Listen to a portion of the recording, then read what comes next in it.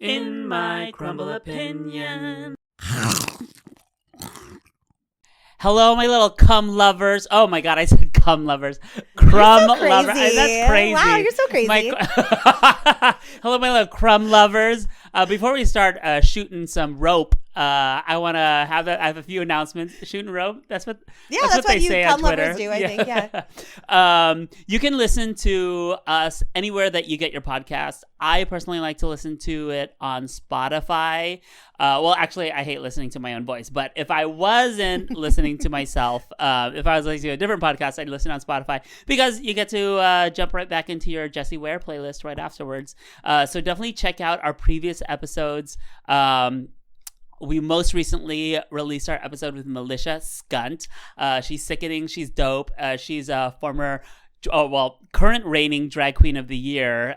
Maybe we have the next reigning drag queen of the year with us. Who knows? And then we also have Amora Tees, the dancing doll of the East Bay. So check those episodes out and stay tuned till the end of the episode because I'm going to shout out all of my patrons, my current patrons. Please consider becoming one because we need to upgrade our equipment and shit. I mean, like, you know, we're in shambles over here. It looks cute where we are, but like if we turn the camera around, it's all ash. It's just ash. It's terrible. Yeah. Sad. Okay. Well, I'm here with the sickening Snaxx. Oh my God. Hi. I'm like struggling with these nails and they're so stupid. I bet we won't wear them the whole episode. Drag is stupid. I usually use one stupid. third or fourth chip. I accidentally bite a nail at some point. Okay. So you are not a stranger to a visual podcast.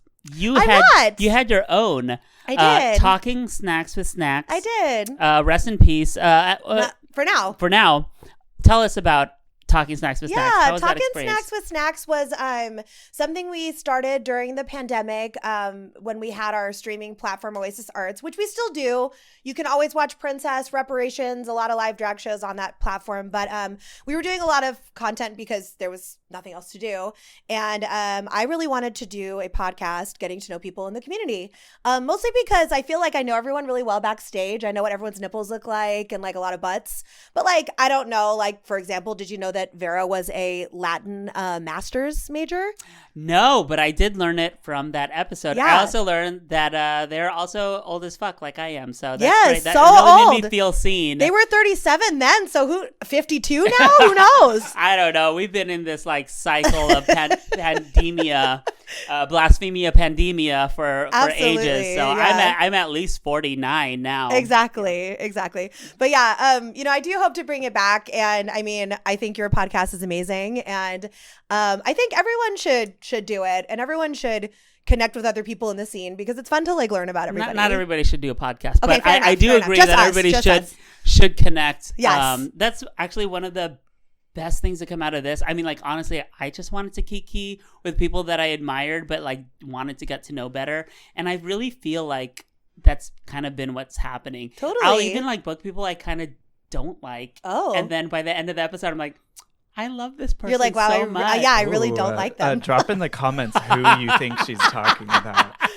I want you to do an episode in the end, be like, yeah, no, I really don't like them. No. I was right. Well, I mean, like, present company. I'm right. lukewarm about you. Yeah, it's not going to go well. I'll tell you that much. So, how would you characterize your interview style when you're doing Talking Snacks with Snaxx? I mean, I try my best to be, especially because I know that I am the same person on every single episode and there's always a new guest. And I found that I was like making the same jokes and like saying the same one-liners every single time. And I was like, oh, people are going to get sick of listening to me. So I really need to like prioritize the guests. I'm not saying that's what you need to do. I'm not saying you need to prioritize me. Okay. You can talk about yourself as much as you want. You are the priority. You are. But yeah, that was one of the things that I really took away is I was like, let me like keep my comments and my stories to a minimum because I'm always here. You know what I mean? I already told the story, and you just read me for taking up space on your episode. That's not what I meant. Not what I meant. But yeah, so I mean, my interview style, yeah, I just, trying to, I mean, I definitely was always trying to get tea out of people. Especially Vera, and I keep talking about Vera because obviously I'm obsessed with them. Yeah. But I was like, who is bad? Like, who do you think is bad? Have you ever watched drag that you think is bad? And even their answer to that was so eloquent. It's like, ugh. But okay, so here's the tea. I'm also always trying to get tea. Not even like tea, but I'm always trying to get people to be like, real Yeah, or of like course. kind of say something shady. Yeah. But everyone so far has been so elegantly Dodging dodging these questions. I'm just like, okay. Like even I had a Ortiz recently. I was just like, I know you have opinions about this pageant, but she was like a perfect little angel, and I look like this like mean devil trying to get Which is so funny dirt out because of these people. bitches, I'm not talking about it more specifically, but I'm just saying these bitches are fucking crazy on Twitter and mouthing off all the time. That's but what? right. They can't come in here and say it to anyone's I face? know. Say it out loud. I don't know about all that. Say the See, name. I try to be really diplomatic, especially because of working for Oasis. I'm always scared that I'm going to get in trouble with Dad, with Darcy. I'm sure he's not watching this, though, so we can just talk about whatever. Yeah. Darcy, you better watch this. Yeah, Darcy, you should watch. Give me a type of question you would ask to get tea out of somebody. To get tea out of somebody. Maybe like, who is someone that you've worked with that you were like really disappointed with backstage, you know? And like a lot of times that ends up being like Ru girls that people have worked with. Like, who do you not like? Who's a pain in the ass to work with? Or like local people, like who's a pain in the ass to work with, you know? Well, you do have tea. Which Ru girls are terrible people to work with? God, it's so early in the episode for me to start doing this. Well, we'll put it in our exclusive. Ooh, I love that. Yeah, exclusive for Patreon only. Let's see. Who is your favorite Ru person to have worked with so far? I mean, Adore Delano is one of them. I love her deeply. From the very, very first time I met her, which was like, I had barely even started drag. I was doing like drunk drag Broadway, like with bad blocked brows, like I had no idea what I was doing. And she was such a sweetheart up until the most recent time when she was at the club just a couple months ago. And she like is always so friendly and always so sweet. I love, love, love her. She's like a people person. Totally. The recent time Adore Delano was at Oasis, it was for her tour and you opened for her? I did. Oh, yeah, it Angel was really with the tea. special. Finally, some producing out of this one. Yes, okay. thank you. Tell us about that. Well, okay, so here's the thing. I'm not going to lie. I work for Oasis, so I'm able to leverage my position a little bit sometimes to get gigs. Yeah. And so they had emailed me asking for some suggestions for They're an like, opener. hey, Snaxx, who should we book? And I was you're like, well, funny you should I'll ask. send you a list by 4 o'clock. And the list is one name long. Exactly. So I kind of like weaseled my way in there. But I did send them stuff and was like, let me know what you think. And they were like, no, you're great. We'd love to have you. I was like, great. And so, yeah, so I did a little set for her to open and it was really, really fun. And yeah, it was fun to like do a full set that was like singing live, which was cool. But yeah, I really love her. That's really beautiful. Okay, so talking about singing, you do obviously have a background in musical theater. You talk about your dream roles. Tell us about your experience in musical theater and how did you journey into drag? Well, when I was a kid, my parents like never exposed me to theater. It was like not their thing at all. And I found theater in high school. And when I did, I was like, oh my God, I get to like sing and dance and like act and like be crazy and like whatever. And obviously like people that weren't necessarily gay or queer or out yet were like, it was a queer community without people realizing that they were even in a queer community. And so I started doing musical theater in high school and then did it like, you know, in junior college and in college and community theater and stuff. And then I kind of stopped doing it because I wasn't getting cast in anything. Yes. And, you know, it's like, who knows why, whatever. And so I found drag and was like, this is cool. This is like mini musical theater numbers I get to do. And you get to cast yourself. You get to cast yourself. Yeah. You don't have to fucking deal with anybody else. It's not like a 6-week rehearsal process. It's like you rehearse as much as you want for your number or whatever. And like, you know, for as much as drag doesn't pay great, it pays better than musical theater. So yeah, I started doing that. And somehow like through this loop, I've like found my way back to theater. And now I'm like, you know, doing Rocky Horror at Oasis. And I did Scream last year. And yeah, so it's been cool to kind of like find that again. Scream was amazing. I just want to say that. Amazing. Scream was amazing. Many of us saw it more than once. Yeah. And that was really just like magical. I'd never seen you special. Just like be the star of something for so long. I mean, I know you're a star and I've seen you perform, but it was really a treasure to see you as the lead and like in such like a really magical production. It was really cool. And then I had like theater friends and just like, you know where the real theater is at? Yeah. Oasis. It was like really cool. Can you talk about Scream and Absolutely. Yeah, you know, I got cast before that in Rocky Horror, right, with Darcy, and I was like already felt like so overwhelmed by that because it was, you know, Darcy doing Rocky is such a huge iconic thing that happens in San Francisco. And so for it to come to Oasis and for me to get to be a part of it, I was feeling a little bit, I know I was joking earlier about like using my position for leverage, but like I do get insecure sometimes that people think that they're like, well, Snaxx works for Oasis, so of course she gets to do X, Y, and Z, you know, and like not necessarily that I deserve it. And so I was dealing with a lot of like insecurities about it, but whatever, got past it. Have you ever heard anything, or is that something that comes internally? No, it's just internal. I mean, I don't know. I assume that someone has said that at some point, but I don't know.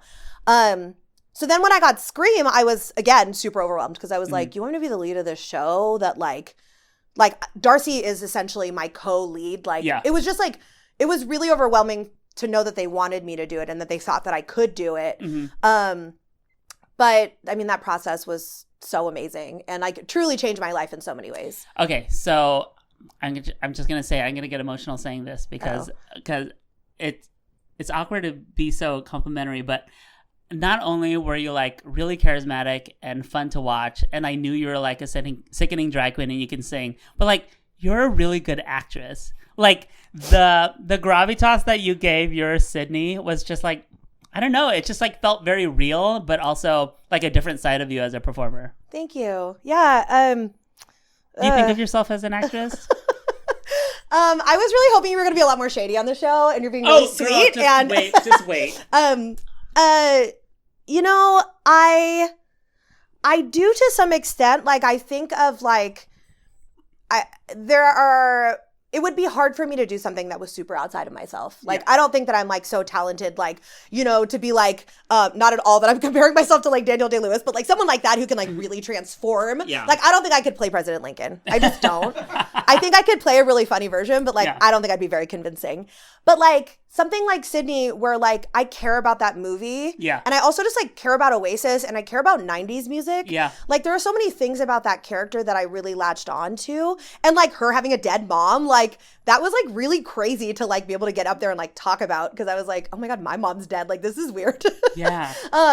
And so there were so many things about that character that I really latched onto that it didn't feel like I was like stretching, super stretching, or that I had to like really journey to find this character in me. It was like, it was already there. Well, that's acting, baby, that emotional memory. But like to also kind of, you know, put it inside the carriage of like voice and, you know, presentation. Like, I think you did a great job. Thank you. So what, is it coming back this Halloween? It will be coming back. Not Halloween. Halloween is Scream. Rocky Horror. We're doing Rocky Horror. Did you see this? So cute. I love it. Rocky is going to be back for October, but Scream is allegedly coming back early next year. You heard it first. I think it's an exclusive. I don't even know if I'm supposed to tell anyone that, but it's fine. Okay, matter. It's a secret. Okay. It's fine. All right. Well, one more question, then we're going to take a short break. Sorry, were you going to say something, Angel? Oh, I was just like, it was feeling very sweet and saccharine in here. So I was just going to say, to bring it back down, I saw Scream on opening and closing nights. So it was a lot of fun to triangulate and see like, oh, now I get everything that was supposed to go right. Well, and here's the thing. When we talk about like an acting challenge for me, like I'm already dealing with like, not to be like so like, oh my God, me being an actor and being such a diva, but like I'm already dealing with so much like insecurity and like trying to like find this confidence and like do my part and like really like give it on stage. And we had so many tech problems in that fucking show. And I'm not saying that as like it's any one person's fault. It was a very tech heavy show and was very what's the word, like they were really shooting for the stars with this. It was ambitious. Not have the time. Very ambitious. And there were a lot of problems. I mean, I think it was opening night that my microphone, my head mic died. They replaced it. My mic died again. Someone ran on stage towards the end of the show and just handed me a handheld. Oh, wow. And I have to do all this blocking with like smashing the TV over the head and stuff. And so I just stuck the microphone in my tits and like sang into my tits while I'm doing this stuff. And like, so it really like... That's a tried and true method for like handheld mic management. Absolutely. I've seen it multiple times. Yeah. But it just like, it was really like a testament to me being like, okay, yeah, I don't have any time or space in this to like be insecure or worry about stuff. Like anything that could have gone wrong went wrong. And so like, yeah, it was like boot camp for theater. Well, I never noticed anything. I saw it opening night, and I thought it was fantastic. And then I did know that everybody had a meltdown afterwards. But we walked away, and we were like, that was great. Yeah. That was really fun. I had a couple diva fits, but, you know, I think justifiable. Okay. So you are one of the most booked, most visible, and gatekeepy people in San Francisco. I love that. Thank you. Yeah. But you also won Star Search. I did win Star Search. Tell us about kind of how winning Star Search, first of all, and then also your relationship with Oasis, because I can't think of Oasis and not also think of you and vice versa. Yeah, it's so funny. I mean, I love that you called me gatekeepy because I do think that is something that some people think about me, which is fine. You know what? Because I am gatekeepy because I only want talented people at the club. I was going to say you're not gatekeepy with me, so. Yeah. And okay, let me be clear. If I haven't booked you, it's not explicitly because you're not talented. It may be because of logistics. It may be because I don't know you, blah, blah, blah. But there are some people that are like, it's so annoying that I never get booked. What's this about? And I'm like, you know what? It's still at the end of the day, drag is still art, which means it's to be evaluated, which means that some of it is good and some of it is not. There is space for all of it, but all of it deserves to be evaluated, and that's just the way it is. That's the way it is. Am I wrong? I don't know. Am I wrong? So they're not talented. Not everybody. I don't want everyone that has never been booked to be like, Snaxx that I suck. That's not what I said. I'm just saying that I'm not going to book everybody just because they think that they deserve it. That's just not how it works. I'm sorry. It's just not. I don't know. Yeah. I don't know. There you go. Is that too hot of a take? I don't know. No. That's not a hot take. I love that. Okay, great. Good. We're back in the shady territory. Okay. Oh, but we were talking about Star Search. Yeah, last follow-up. Yeah, we were talking about Star Search. Yeah, talk about Star Search. Okay. So Star Search, I won in 2019. I mean, I can't think about that pageant without thinking about Heclina, who just died. R.I.P. Heclina. But winning Star Search was really amazing. And I will say the best part about it was I did that number with all of my best friends, and we had made a day out of it, and all partied together all night. And that was the best part of it, is I did something that was really, really true to myself, that was very genuinely me, and with all of my best friends.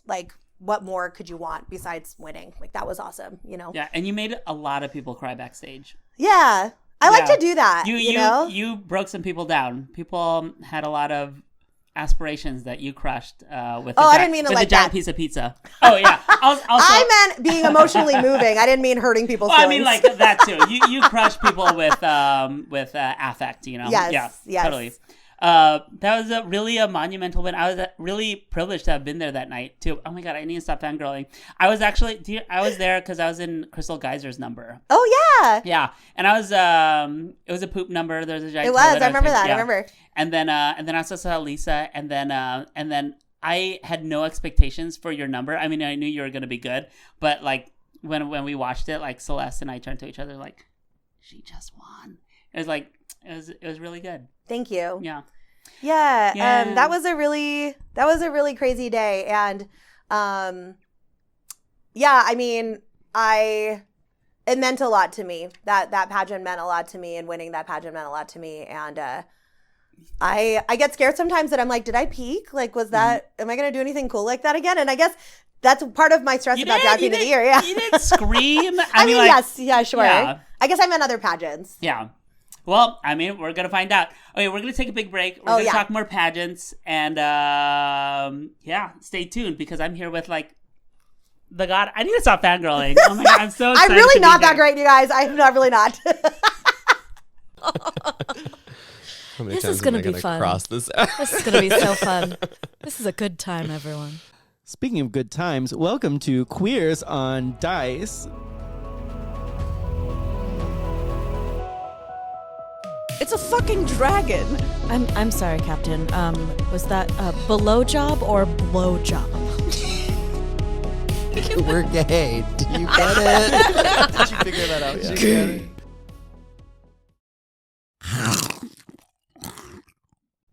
All right. In our last segment, we talked a little bit about Oasis. I have one personal question. I'm sure the viewers at home also want to know. Is what do you do for Oasis? What is your title? What is your job? What is your job? Yeah. We know you work there. We know you yell at people. I do. I drink all the alcohol. I just wander around and I just always see you sneaking White Claws underneath your armpits to random corners of the club. But that's all I know. You're the anti-Mona role. Yeah. I'm the Oasis bridge troll. No, I'm the booking and marketing manager. And so what that means is like any of the events that get booked for the club, I am responsible for booking and bringing them to contract basically. And then I also do most of the social media management. We are always a little bit in flux at the club in the sense of like there's always like new people and new jobs and like jobs shifting and like my job's changed a lot since I've been there. But actually, you know, when we were talking earlier about like casting, I actually do very little casting of actual shows for the club. People ask me all the time about casting and like most of the time I'm just booking the event and then those producers are casting their own shows. So like I actually have very little say when it comes to like who's actually performing at the club. What is the process like if someone wanted to like start a show? They should reach out to you? Or, yeah. Oh my God. Okay. Please. Email phoebecakes@gmail. No.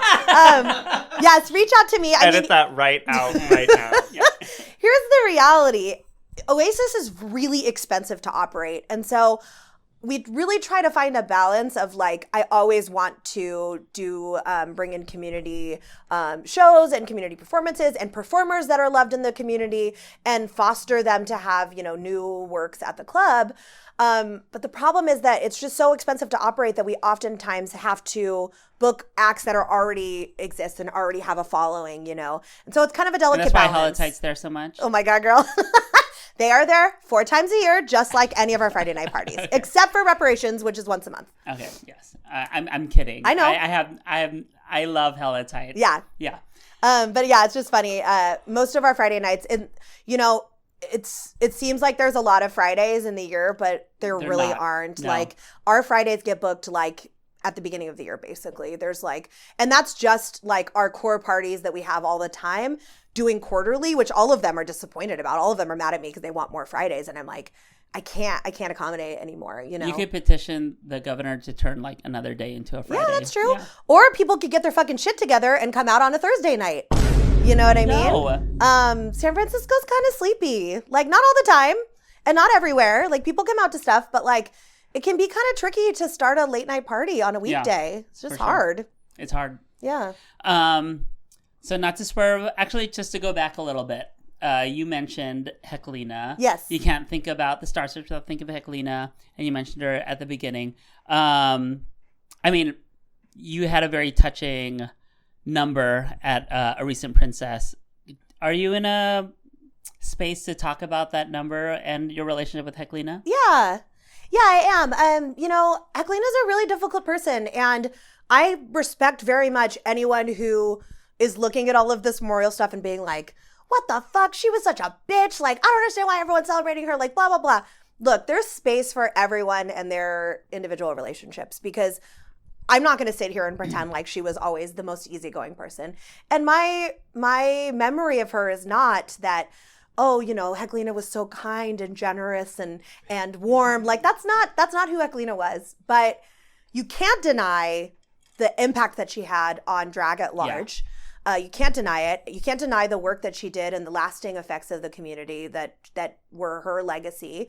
And she did have glimpses of really vulnerable and really warm moments that I was lucky enough to get to witness. And so I did have a fairly close relationship with her.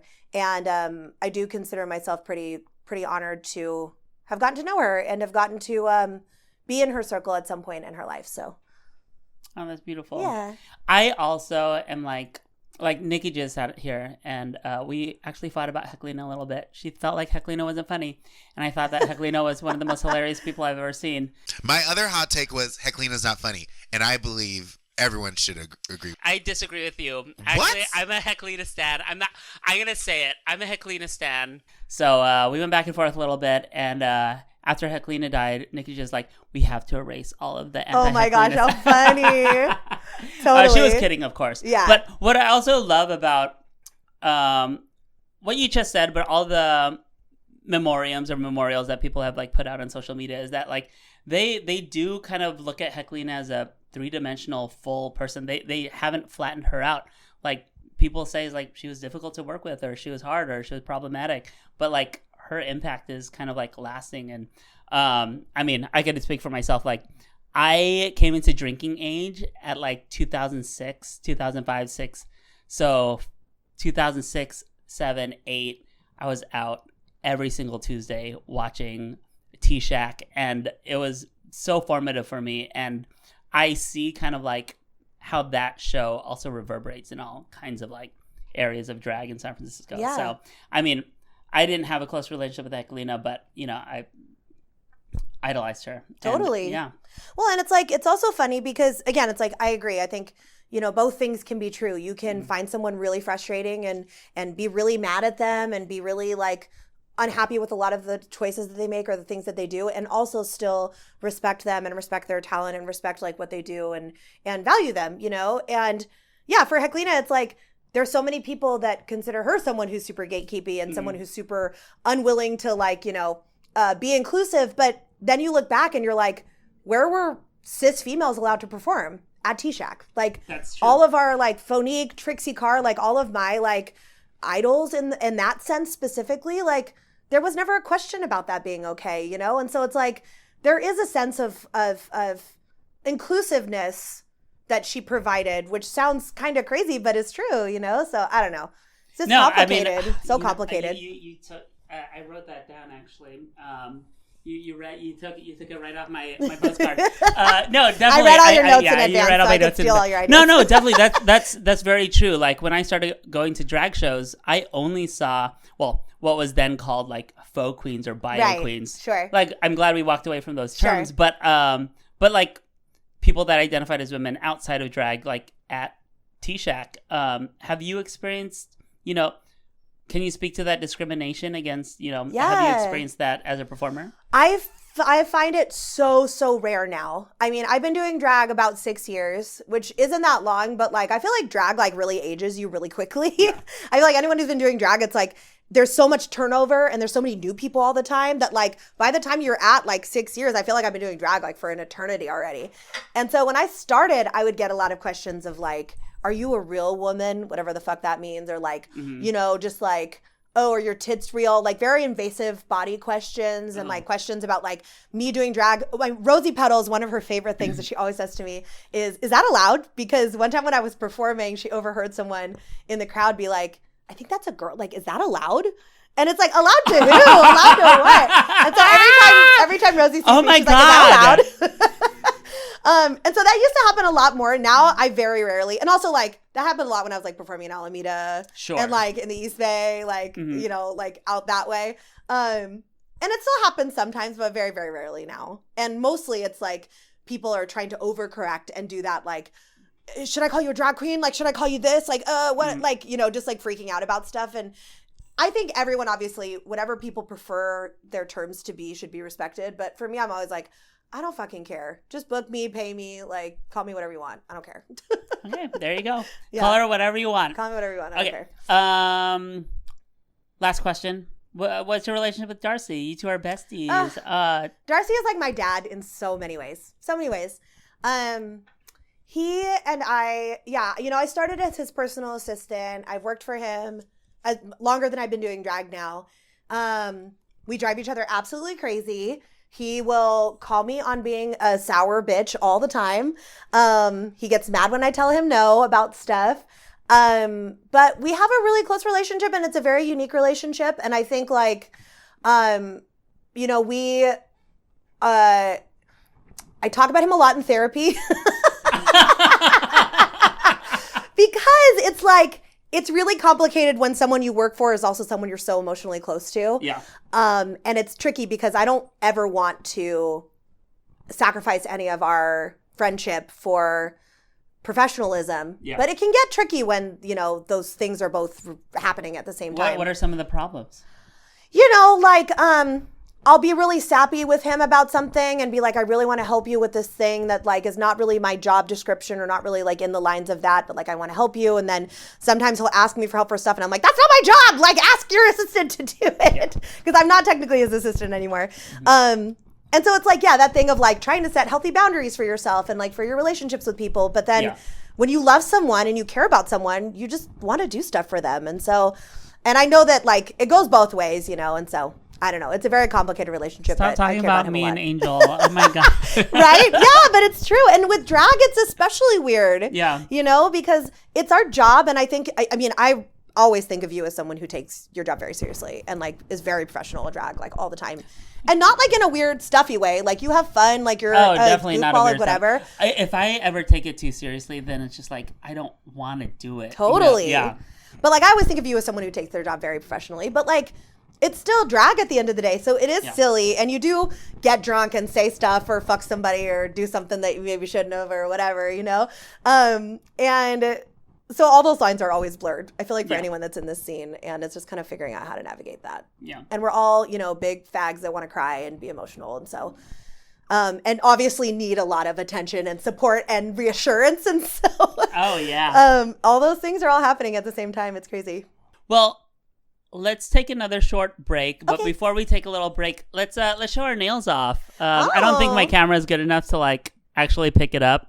But whose nails are you wearing? I'm wearing Crystal Geyser. Oh my god, we're so blurry. Like people aren't gonna see these nails at all. It's so good. I'm wearing Dolly.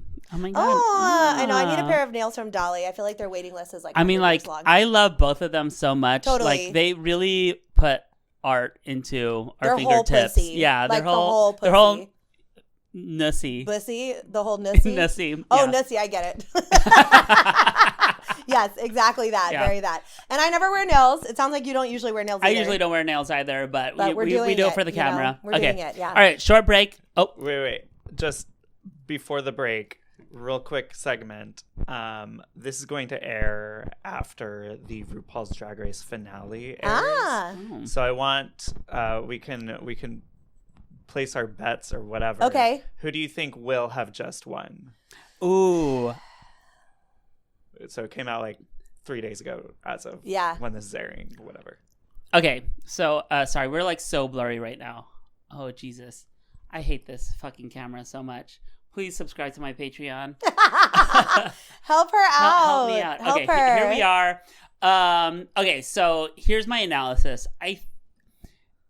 This is what I think is the most just because, but that's usually not how it pans out. But I think the people that have the most to gain from winning are Anitra and Mistress. I think like if they got a crown, they'll make the most out of it or they'll get the most out of it. I think Lux is primed for an All-Stars because she's so young and so good. And in some ways kind of like has room to grow, but obviously like also operating at a very high level. I think Sasha has already won the season and she was a kind of icon going into it and she's going to walk out of it an even bigger icon. So my hope is either Anitra or Mistress winning just in terms of like they'll do the most with the crown or they'll get the most out of it. But I want Mistress to win. And she has the least number of wins going into the finale. So I think it would also be like narratively most interesting if she ends up winning the crown. I think that is a very intelligent analysis. I think I agree with you, but like my heart wants Sasha to win. Like, obviously. I mean, you know, yeah, you can't deny that, of course. But I don't think a big girl has won it all, right? No, so that would be nice they for keep Mistress teasing too. us. Yeah, that would be nice to have a big girl win for once. Yeah, I completely agree with you. And my only alternative would be that just like Sasha wins everything because she deserves everything. And that's just how it is. Work? Yeah. Okay. Well, we're going to find out who wins in a couple of weeks. But you'll already know when this airs. Yeah. What are you going to... You're going to give me one of the Friday nights at Oasis if you lose the bet. We don't have any Fridays available for the year. But maybe 2024. Okay, maybe 2024. Okay, short break.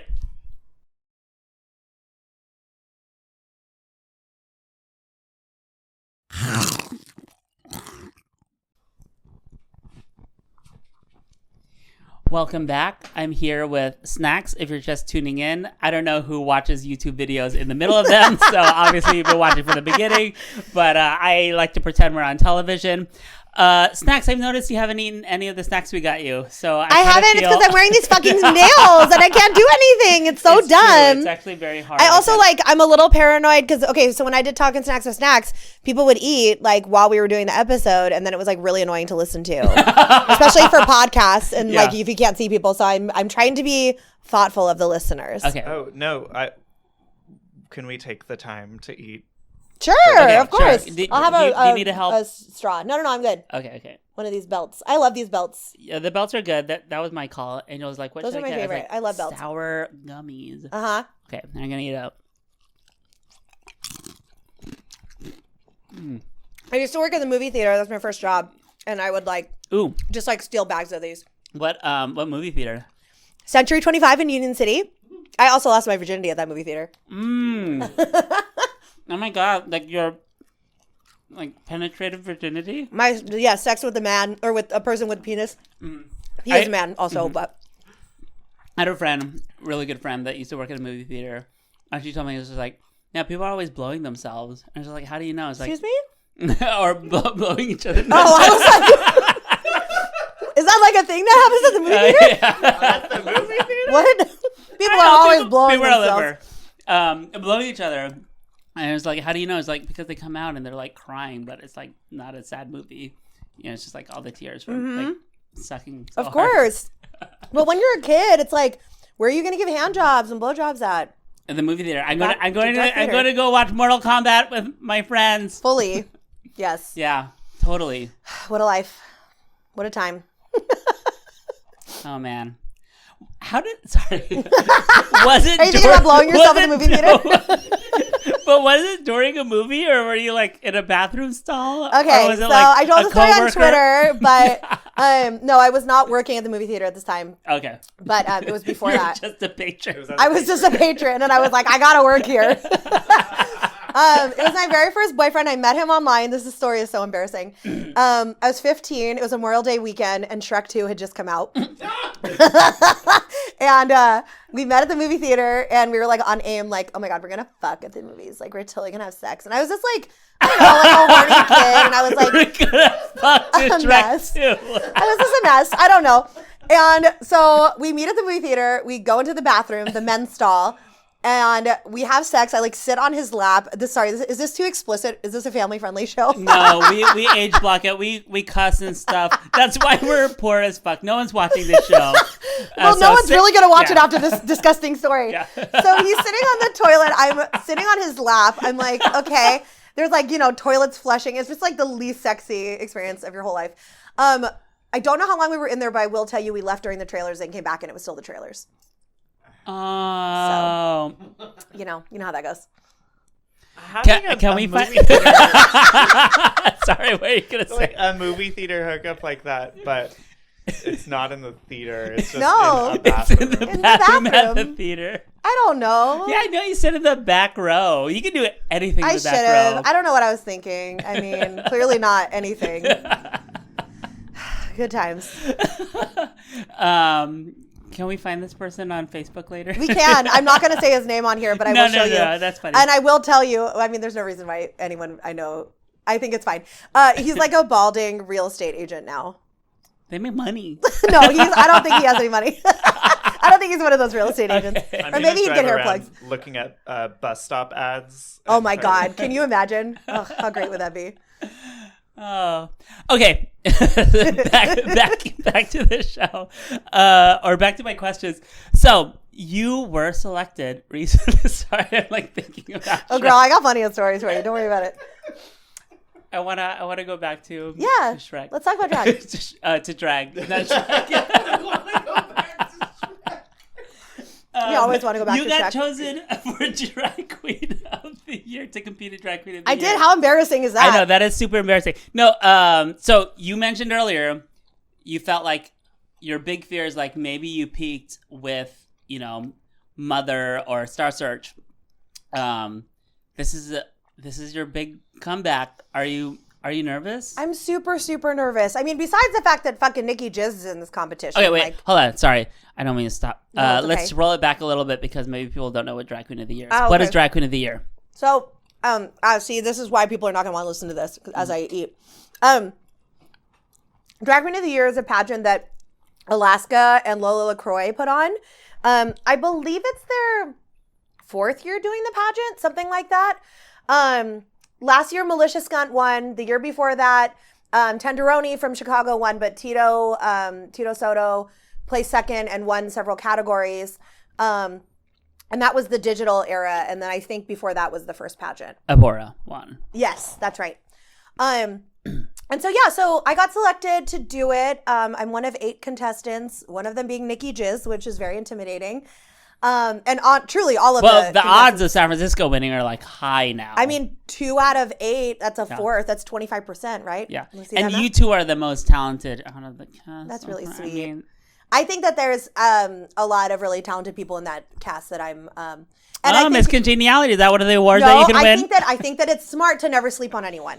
That's 2. You know what I mean? Yeah. Do you feel like people are sleeping on you? Oh, absolutely. I like have one of the lower follower count. Not that I'm like totally crazy, but like, you have to look up all these things. And I'm like, I will say, I was really happy when Alaska posted the cast of how many comments like were tagging me or Nikki or both of us. Cause I was totally convinced that like nobody was going to like be like Team Snaxx at all. Like, cause a lot of the other performers have like really big followings. Yeah.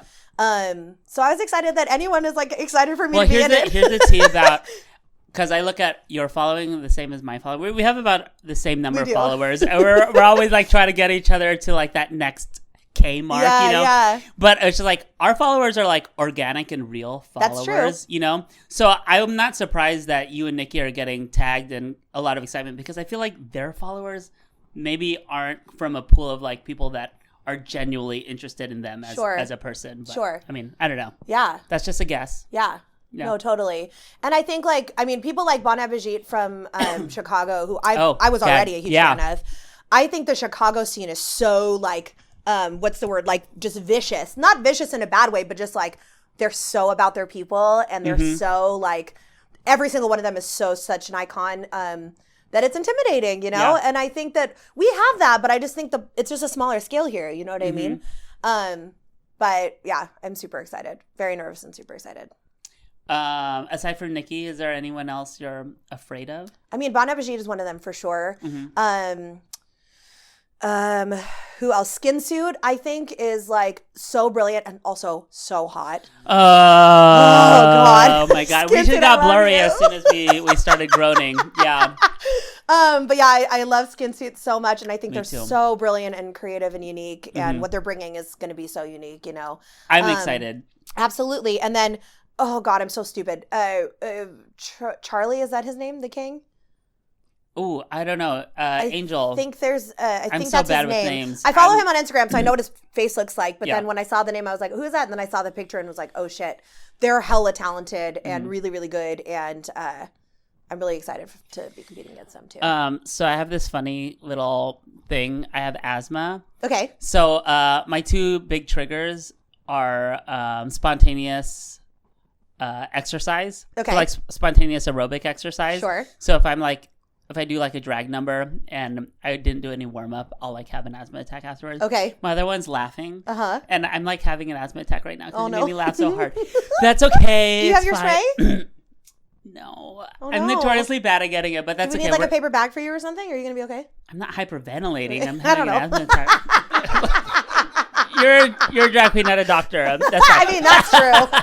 That is very true. I'm fine. Okay. What can you tell us about what you want to do? Like, don't give anything away. But No, and I won't. I want to know. Yeah, I mean, I'm trying, and that's part of what's scary about like when I think. I don't know how everyone feels about when they do drag. I feel like for a lot of people, drag is a great like escape from who they are as a person. Like either they get to be more outgoing or they get to be more sexy or more outspoken or whatever. And it feels very opposite from who they are. And so they have this drag character that's like this like persona that's outside of themselves, For me, it's like Snaxx is me. Like there's very little, like we share clothes, like there's very little like separation there. And so when I think about porous membrane separating you two. Exactly. And so when I think about what I want to do, it's like, who is Snaxx? And like, who am I? Like, I don't know. I get like 2 in my head about it. Not to be all like, whatever woo woo in the clouds about like this drag that's so Not silly. woo woo. Sorry, I didn't mean it like that. I meant like, woo woo spirituals, nonsense, whatever. Not the other one. But yeah, it gets really overwhelming to be like, how do I showcase something that is, here is who I am? Maybe I should just do this as me.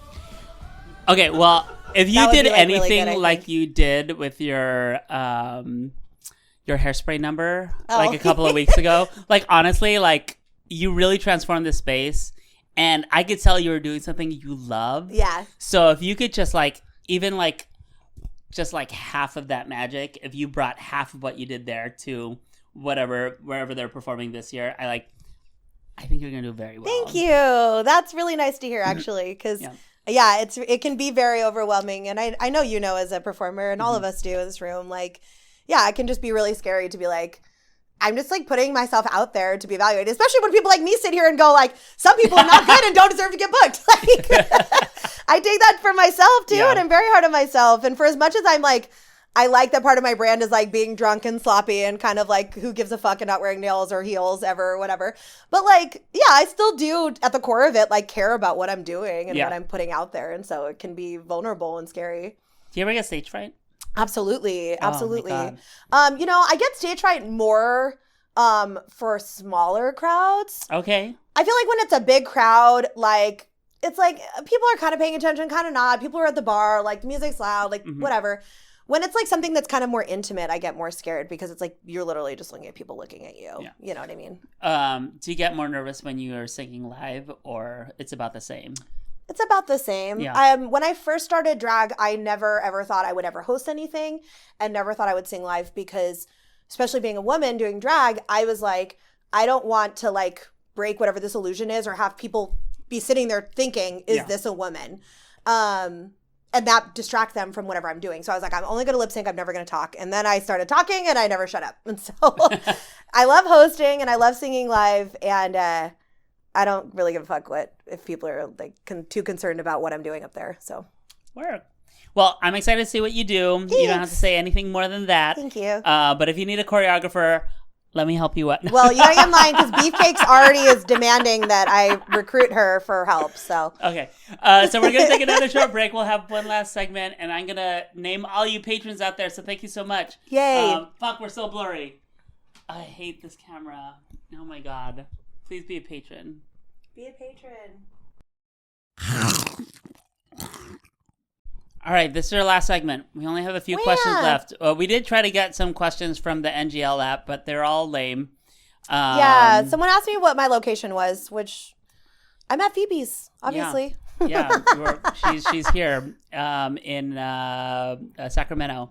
Yes, correct. The capital. Don't tell them where I live. Okay, so I do have a few more questions. You recently moved out of Alameda. I did. And then all the way to Soma. I did. How's living in San Francisco? It's great. Tell us about that move. Well, I moved from Alameda to Oakland with my ex-husband.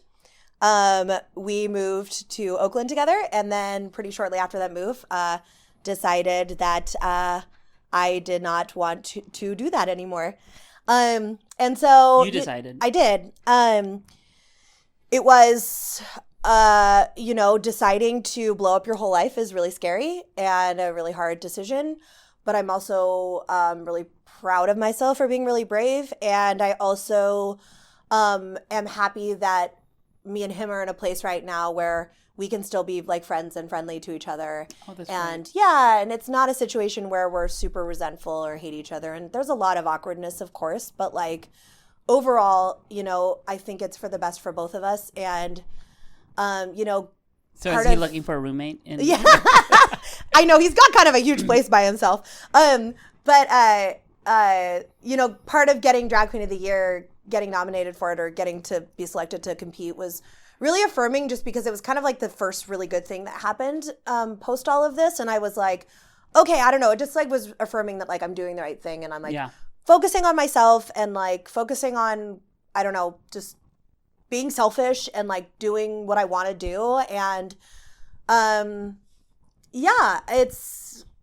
it's scary and weird, but it's good. And, he is an incredible person. And when I met him, I thought I was going to get married and have babies and have a family. And that was going to be my life. And now I get drunk and do drag, every weekend. And so he stuck around for a really long time. And I will always respect him for giving me all that space to grow. And and now I'm doing my own thing in Soma in my teeny tiny apartment. I was just asking about Soma. I didn't mean for you to talk about your divorce. Oh, sorry. I mean, that's like part of all of that.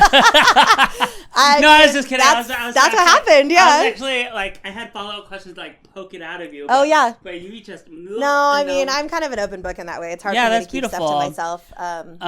Have you always been kind of such an open book, or so? Yes. Vulnerable? Yes, I was the kid in elementary school that would bring my diary to read in class, and people were like, "No one cares about your fucking diary, Carissa. Get out of here." And and I would make my friends three-way call boys that I liked to tell them that I had a crush on them. I have no fucking boundaries, and I cannot keep my own fucking secrets to save my life. It's terrible. So yeah, it's just I just have always been like that. I don't know. Oh. It's great. Yeah. It's kind of great. It's good. It would be nice to be a little bit mysterious sometimes, but I just have no mystery. Yeah, more people need to have no boundaries. Yeah. It'll make the show a lot more interesting. Right. Yeah. People come to the show with boundaries, and I'm like, ugh, you're boring. Totally. Well, and okay, so I was going to do a roast for my birthday, and it was literally right after all of this happened, and I was like, you know what? I think a roast is just not too soon in the cards for me right now. But it's because I was like, I don't want to do a roast and have to put any qualifications on what people can talk about. And that's no judgment. I know other people have done roasts that they say please don't address X, Y, and Z. Totally respect that. But for me, I was like, if I do a roast, I want people to say whatever the fuck they want to say and be as terrible as they can. And so hope maybe next year I'll be ready. Oh yeah, please do it. I know. I was very against roast, but Beef was very insistent about doing a roast for their birthday last year. And I had such a good time. I still never got to see what you said and what you said about me, because I heard there was some shit talked about me since I wasn't there. I have it. I'm going to show it to you. Okay, great. Yeah. You'll have to subscribe to Patreon. Oh, okay, I will. If that's should I put the roast on costs. Patreon? Well, yeah, let's do that. We'll do that. That's a great idea. We'll put the roast on Patreon. That's a great idea. But I guess having a daughter with bad makeup runs in the family. Just ask Snaxx's mom. Does anybody have a Ouija board? Oh my God. Stop groaning! Snaxx told us we could talk about her dead mom and daughter. Oh.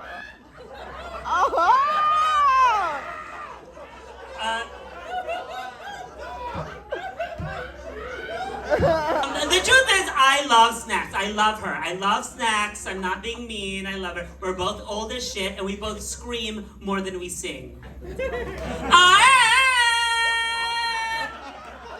That's my impression of Snaxx.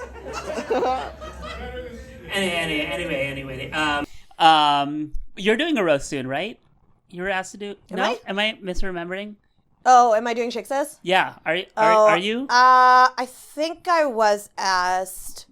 I also have another problem. I have another problem where I cannot say no to anyone. Not that I wanted to say no to this. I'm just saying and this is a very tragic flaw, so please don't exploit it. But if you ask me to do something, I'm probably going to say yes, even if it's at the detriment of my own sanity and whatever.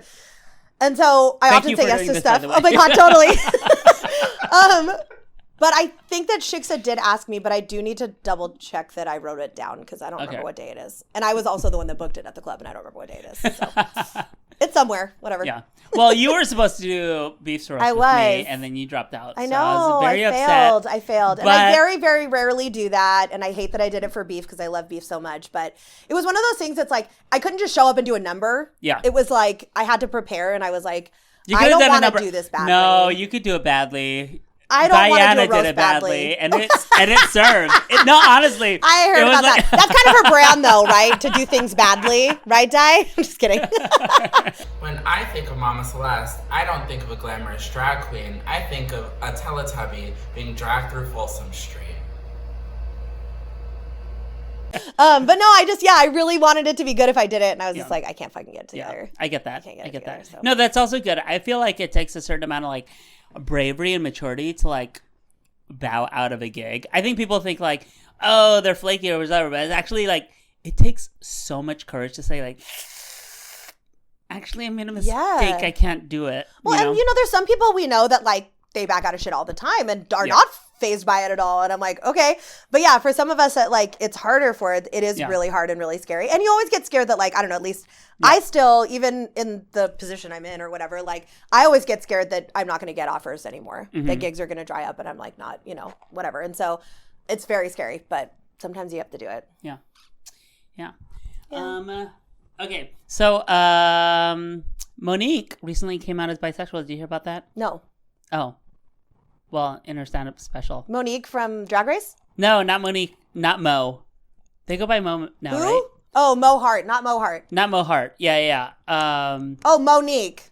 Monique. Okay, I know who you're talking about. She's a mononym, right? I'm like trying to think of her last name, and I can't think of her last name. What is that word, a mononym? Like one Oh, I name. love that. I didn't know that was a word. I like that. Phoebe has a master's in poetry or something. A mononym. So I'm a mononym. You're a mononym. Ah, yeah, you are. Okay. Good. So, I learned a new word. do you feel like there's a overrepresentation or underrepresentation of bisexuals in the media? Oh my God. Well, that's great. I didn't know she came out as bi. I think it's great that people talk about being queer. I think the weird thing is when people talk about like, oh, I don't like labels and like, I just like want to be like free to like whatever. Because usually what that means is I'm straight, but I want to stay queer coded to like, you know, get the followers and the attention from multiple people. So I think when people use queerness as like leverage for like their career, I think that's bad. But I think like, yeah, if people want to be like, sometimes I fuck girls, like, great, cool, great. Tell us more about it. Tell me more about it.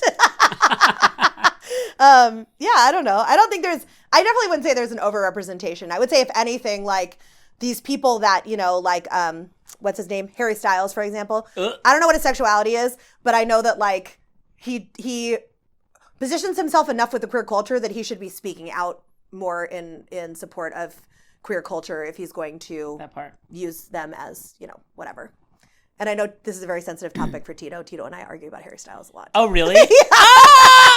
Is Tito a Harry? What are Harry's fans called? I don't know. Stylists? Stylist. Stylists. Okay.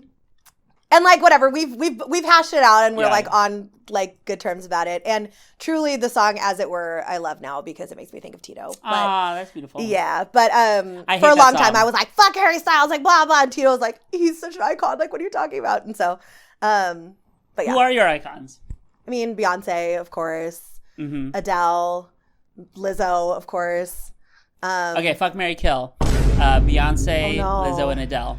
Oh God. Well, I mean, honestly, I would probably fuck Lizzo, marry Adele, and kill Beyonce. I know that's crazy. I just think that, like, Beyonce is so otherworldly. I mean, having sex with her would be nice, but it just also is like, I don't know. It's like having sex with God, you know? Yeah, it's like, it's what? too much. It's too much. And then, like, I can't be married to her. Yeah. Be married to Beyonce? Like, You're what the fuck would my life kill be? God. Yeah, I guess I'm gonna kill God. I don't know, but Adele is like so funny and like real, and I think that's part of it, right? Is like she just seems like a fucking blast. She would be so great. And Lizzo's like so fine. Like I would love to get in there. Like yeah, absolutely. Yeah. I love that photo of Adele in like some sort of like Rio de Janeiro outfit. So you know the funny story about that outfit? So Adele, like, I don't know if she still is like a big drinker. She used to be a heavy drinker. I think she's sober now. But she like years and years and years ago, her management team like took away her access to her socials because she would go on Twitter and get drunk and like say all this crazy shit, and they were like, you can't do this anymore. So she finally got access to her Instagram back, and she's the one who posted that picture of herself. And they were like, we're taking it away again, bitch. You can't do it. No access for you. Which is so funny because, yeah, she's crazy. I love her. Okay, last question from me. Okay. Tell us about your relationship with Lorraine. How did you two meet? How did you get so close? What is she to you? Yeah. Oof. Well, I can't wait for her to watch this and cry. But Lorraine and I have been friends for like, I don't know, 15 years now. I mean, she's my keeper of all my memories because I can't remember anything at all. And she will always be like, no, that was a Tuesday in January of this year in this bar. Like she remembers everything all the time. But yeah, we've been friends for like 15 years. We met she was stage managing a production of Cabaret that I was in. I was a performer in, and she was stage managing. And we started working together that summer. We also did the musical Hair together, and she stage managed, and I was in it. And just like became fast friends. That was like, I was like probably 19. So yeah, about 15 years. Wow. She just kind of like, we kind of stuck together, and she didn't go to college, but like when I went to state, like all of my friends became her friends. The house that I lived in college, like when I moved out, she moved into. And then obviously now. So she was leeching off of your. Pretty much. But, you know, when I started doing drag, like she became friends with everyone. It was actually one night after Roland, she came to Cochina and Lisa's house. It was like during the pandemic, and like hung out with everyone. And she met Tito and Suda when I was doing Talking Snacks with Snaxx and had Tito on. Oh. That was the first time they met. It was like 2 years ago. And she just, I mean, she's like a big sister. She's like, what is that video that's like, when she's like a mother, a sister, a friend. You know what I'm talking about? It's like sibling. Anyway, that's literally what she is, though. She's everything to me. And is it Oprah saying that? Yeah, No. I think so. Maybe. Yeah. She's yes. Yeah, we'll right. put It is up on the Oprah. screen. Yeah, we'll figure it out. But yes, I I don't know a better person. yes, truly. And Lorraine is, I mean, she's one of the toughest people I've ever known. She's super, super like, she's just like relentless about certain things, and she's so specific about things. And like I said, I'm drunk all the time and have a bad memory, and I kind of say stuff that doesn't make any sense. And she's one of those people that, like, you know, sometimes when someone says something and you're like, right? And you're like, yeah, sure, whatever. She'll be like, no, I don't understand. What are you talking about? And I'm like, oh, I'm so exhausted. Like, I don't know how to explain this to you, you know? But like, she challenges me, and she makes me better. And I mean, you know, not to be totally gay, but like, you think about soulmates, and it's like, she is the person I'm supposed to be with for my life. Oh my God. Like, but she's also my soulmate. That's crazy. Yeah. She really is, though. She's everything to me. And I couldn't do this life without her. And I love her a lot. There's like two people who found this video on YouTube, have no connection to San Francisco or drag at all. And I was like, who the fuck is Lorraine? Totally. What is this about? But I'll also say Lorraine, I think, is kind of one of the reasons we started this show in the first place. After one of the Rollings. We had a bunch of people here for Rollin' one night, and she was the last one standing, of course. Lorraine was here at 2 a.m. And we had 4 microphones because we were doing karaoke, and we turned the reverb on the mics down so it wasn't karaoke anymore, and it turned into a podcast. And we all just like talked to each other through microphones for like 3 hours. That's amazing. Yeah. So she definitely should be on the show sometime. Absolutely. Yeah. She is a facilitator of greatness. I will probably not put her in drag, only because she would have no interest in that. Sure. If she ever had interest in it, I would absolutely do it. But she is one of those rare people that are part of the scene that have very genuinely no interest in being on stage. Yeah. I feel like a lot of times you get people that are like crew or whatever that are really just vying for their spot, you know? I'm just kidding. No, I'm totally kidding. But no, she is genuinely one of those people that like wants to facilitate all of the magic that happens and has absolutely no interest in like true techie. Yeah. Did you watch the Pen 15 episode of No, I've never seen Pen 15. I know. I need to watch it. I will. Oh my God, you should watch it with Lorraine. Actually, I think it'd be she's told me that, so I definitely should. You could just watch these 2 episodes from season 2 where they put on a play. Okay. That's funny that you say that, because someone else I know wants to do a podcast. Maybe I shouldn't have revealed this idea that they have, because it's a good one. I don't remember who it was, though. But they wanted to do a podcast only about episodes of TV where they put on a play. Oh, because like those episodes are always so weird and crazy, and like talk about how they do theater in like this TV format. Okay. Yeah, I think that's kind of a funny idea, right? Yeah, I think that's cute. Yeah, no, I'm not going to steal that idea if that's what you're worried about. It's like, it's not that good. That's somebody else's idea. I mean, like, they should book me for that Pen 15 play. Oh, yeah, there you go. Yeah, exactly. Okay, so any last words? What can we look forward to aside from Drag Queen of the Year? You know, just support Oasis. That place really, truly has my heart and is an extension of myself, and it's it's, with so many spaces and places closing, we have to do everything we can to keep patronizing our queer spaces. I hope the stud comes back soon. I can't wait for them to be alive again. Go check out Sluts the Wine Bar. I'm obsessed with that place. I still haven't even been there, and I'm obsessed with them. But that's so funny. Is like I haven't been there either, but I'm also obsessed. I think about them every single day. Yeah, let's go. I literally think about them all the time. I want to go so bad. Open when we're done with this photo shoot with Celeste? I don't know. Maybe it's in my neighborhood. We could go over there. Okay. But yeah, I think just like patronizing other businesses is not like necessarily what you asked me. I don't really have anything interesting coming up besides Drag Queen of the Year. I mean, obviously, like, there will be stuff with Pride. I don't know.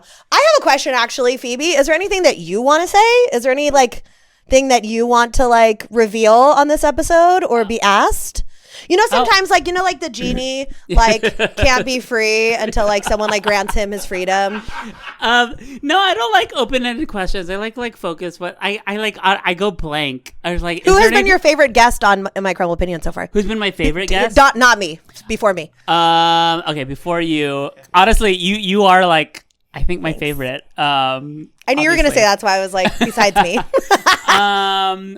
I've had such great experiences with like every single person I've had so far. I haven't had any kind of like sour ones. Like, sure. I like Kachina's great. Yeah. It's really fun to be with someone like your Kachina because you're so easy on the mic, and that kind of helps with kind of like absolutely volleying and being in the moment. Sometimes it takes a little more to get people out, but like honestly, like I like those interactions because then that's less work for me. Totally. So I would say like Kachina. Kachina's great, but I mean, like great.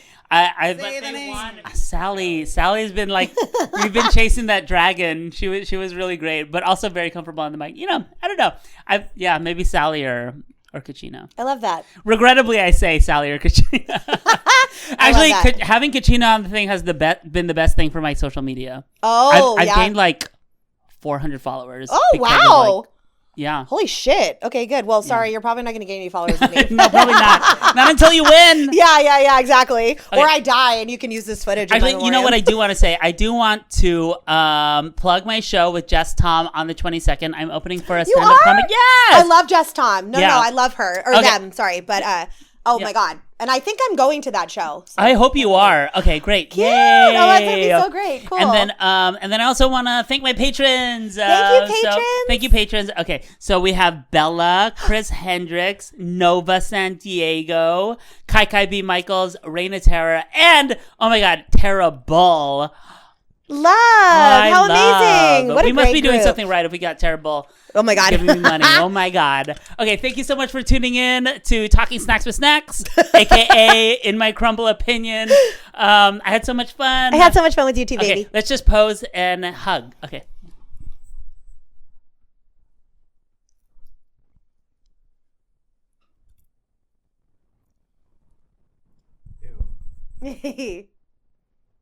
In my crumble opinion.